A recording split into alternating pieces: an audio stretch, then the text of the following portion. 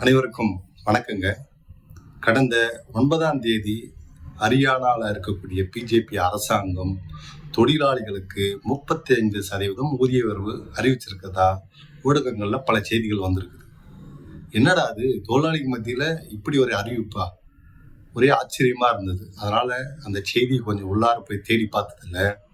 இன்றைக்கு இருக்கக்கூடிய மேக்சிமம் ஊடகங்கள், பிஜேபியோட இந்த ஊடகங்கள் என்ன சொல்லிட்டு இருக்குன்னா, இது மிகப்பெரிய ஒரு பாய்ச்சல், ஒரு முன்னேற்றம், தொழிலாளிகளுக்கு கிடைத்த ஒரு ஒரு சிம்ம சொப்பனமா நம்ம இதை கருதணும், இப்படி எல்லாம் சொல்லிட்டு இருக்கிறாங்க. உள்ள இருக்கக்கூடிய முதலமைச்சர்ல இருந்து தொழில்துறை அமைச்சர் வரைக்கும் இந்த விஷயத்த பாத்தீங்கன்னா அப்படியே புகழ்ந்து தள்ளுறானுங்க. ஆனா உண்மைத்தன்மை என்ன தெரியுங்களா? இதற்கு பின்னாடி மிகப்பெரிய ஒரு தொழிலாளிகளோட போராட்டம் இருக்குது. ஆம் தோழர்களே, ஏப்ரல் 1ஆம் தேதியிலிருந்து மானேசர்ல இருக்கக்கூடிய அங்க தொழிற்பேட்டையில் இருக்கக்கூடிய தொழிலாளிகள் ஒன்றிணைஞ்சு 3 கோரிக்கைகள் வச்சு போராடினாங்க. ஒன்று, குறைஞ்சபட்ச ஊதியத்தை உயர்த்தி கொடுக்க வேண்டும்.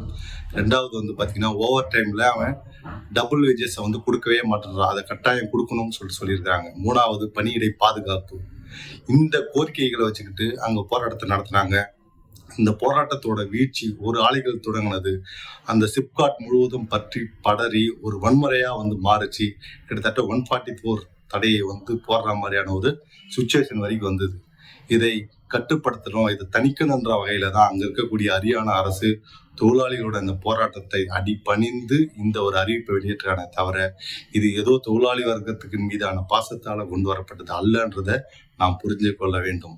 தொழிலாளர் தோழர்களே, கிட்டத்தட்ட 2026 தொழிலாளிகளுக்கான போராட்டத்தை இன்னைக்கு வீச்சா பரவிட்டு இருக்குது. ஆம், பிப்ரவரி மாதம் கிக்க வைப்பட்ட சொல்லக்கூடிய அந்த பொருளாதாரத்தில் இருக்கக்கூடிய தொழிலாளர்கள் சீக்கிரமா வேலை செய்யணும். ஃபுட் டெலிவரி கிட்டத்தட்ட 10 நிமிஷத்துக்குள்ளேயே 5 நிமிஷத்துக்குள்ளே உணவு டெலிவரி கொண்டுட்டு போகணும். இப்படி எல்லாம் பாத்தீங்கன்னா ஒர்க் ப்ரெஷரை கொடுத்தான். இதுக்கு நம்ம ஒரு போராட்டத்தை அறிவிச்சாங்க, உடனடியாக வாபஸ் வாங்குச்சு. அதே போலதான் இன்றைக்கு இருக்கக்கூடிய ஹரியானாவிலும் மானசர் தொழிற்பேட்டையில எங்களுக்கு இந்த 3 கோரிக்கைகளை நிறைவேற்றணும் விடாப்பிடியான போராட்டத்தை இந்த தொழிலாளி வர்க்கம் நடத்தியது. அதன் விளைவா அடிபணிஞ்சுதான் இந்த சட்டங்களை இன்னைக்கு அறிவிப்பு வந்திருக்குது அப்படின்ற வகையில பார்க்கணும். அப்போ இந்த தொழிலாளிகளுக்கு கிடைத்த இந்த வெற்றியை முழுக்க இந்த சங்கி கும்பல் கிரியேட் பண்ணியிருக்கிறான். இதை நாம் முறியடிச்சு தொழிலாளி வர்க்கத்திற்கான இந்த போராட்டத்தை இந்தியா முழுக்கும் கட்டியமைக்க வேண்டும் சொல்றோம். அப்போ தொழிலாளி வர்க்கத்தினோட உண்மையான ஒரு வலிமை என்றது ஒரு தொழிற்சங்கம்.